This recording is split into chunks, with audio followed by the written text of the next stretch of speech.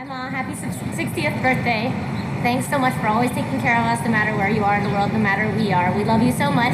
Stay awesome. Stay looking great. Love you so much. Love you. Stay a blessing in everyone's lives. My daughters are very, very sweet.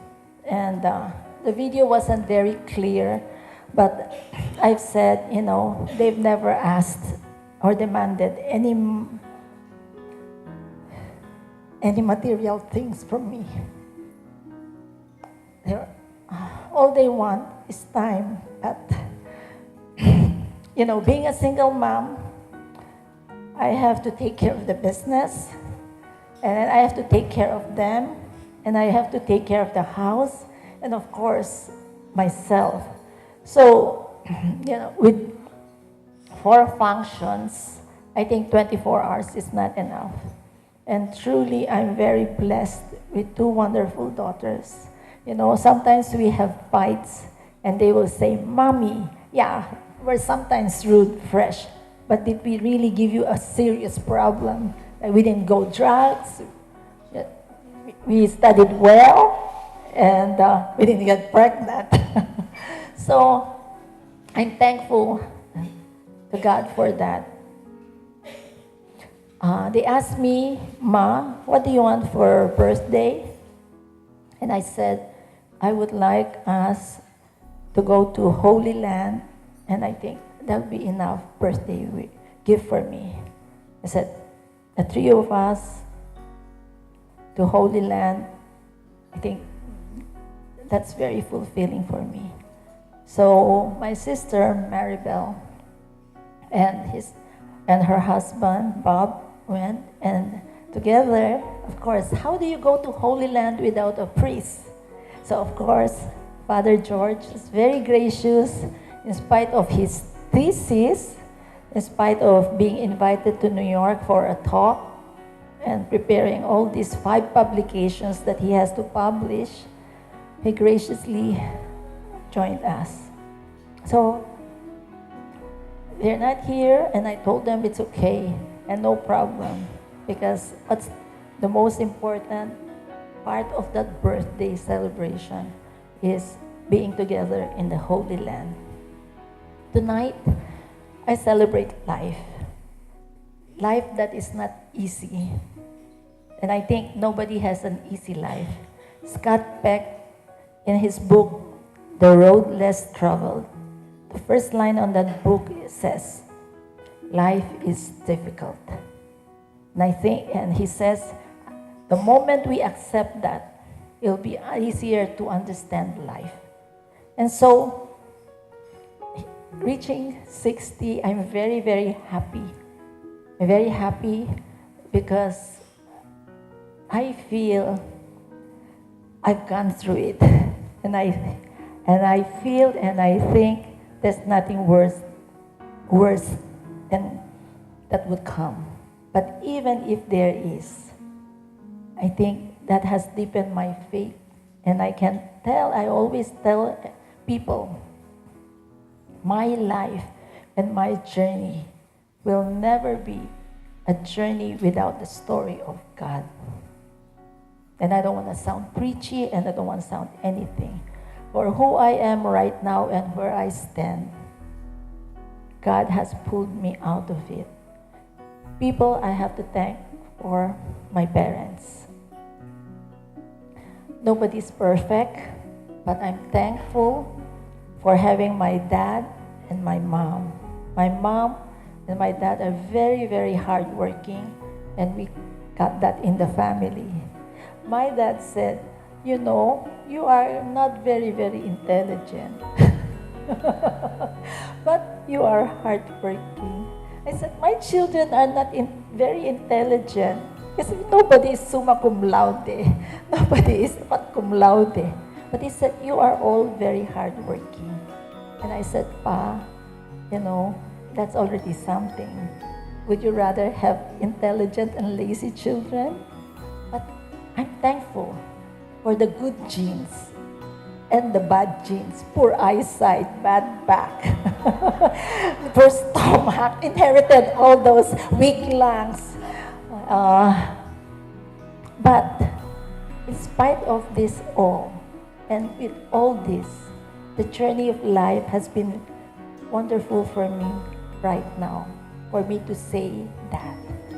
During the journey, it was difficult, it was not easy. But to be where I am now, it is a miracle. It is by grace of God. My eyes is not good. My center vision is blind. I think it runs in the family. But I tell my people, every day is a miracle for me because I can do what I do and you see what I do and I go on my own and I cannot see. How can that be without the grace of God? The same thing like, coming up with this purity and then with the video. And I said, I'll just put in the videos and can. And then Kriti heard it and said, no, cannot be. You have to do this and that. She came to the house, stayed until 8 o'clock, put it up. And I said, God, whenever I need something or somebody, something actually, you send somebody. And that's how my life has been. Every step of the way, God has sent my father, my brother. My siblings are all very hardworking. My sister in the States, 3 children, raised them well, all going to good school. My brother, Winston, I hardly see him, but always thinking what to do next, how to make things better, how to improve. My fourth in the family, but my sister Alice, always there, sweet, pampering. What do you need here in the States? Let me look for it. Let me send for you. What is it on sale? You want this or not? And my youngest brother, sweet, quiet, bearing. Times have been difficult for him, but he bears for the family. Everybody bears for the family. Winston bears for family. I do bear for the family. Maribel does. Alice does. And in the Chinese culture, we do not say things, but everybody bears. And it's not only the Chinese, it's not only us. Love bears. Every family bears. So, I thank my father, my mother, for who I am right now. All the joys, all the sorrows, all the pains, all the challenges, all the experiences comes up to who I am. Next, I thank another father who is not here, Father Nilo Tanalega. He's a very busy priest, but when that very painful experience happened, 2 priests were present in my life, Father Nilo and Father Ted Gonzalez. Father Nilo gave me courage to move out of the box, courage to change. He says, not everything in the culture is good.